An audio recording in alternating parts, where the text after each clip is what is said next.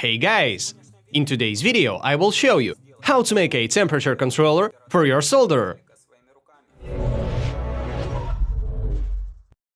First, we need a switch with a resistor. You can buy one for approximately $4. The price depends on the quality.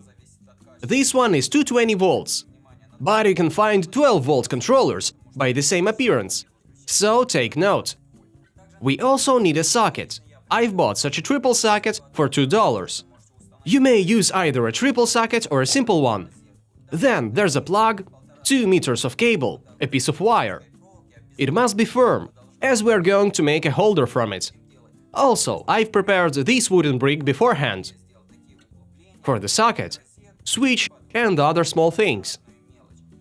If you don't have a drill or a special milling tool, you may take a wooden brick and just arrange the items. Then glue them or use screws. So, let's start! I will show you all the steps of the process.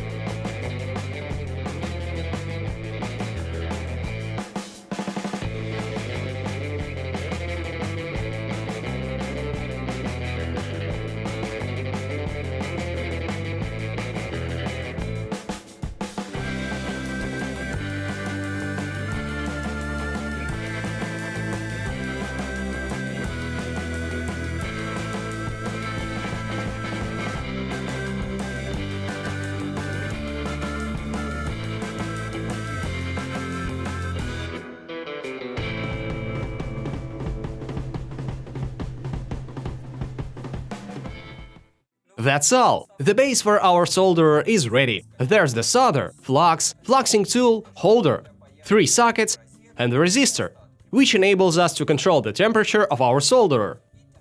We also can use our device in conjunction with a glue gun, as I think none of us like when glue starts leaking, which is caused by the overheating of the coil. So, that's all guys. Stay safe. See you in the next video.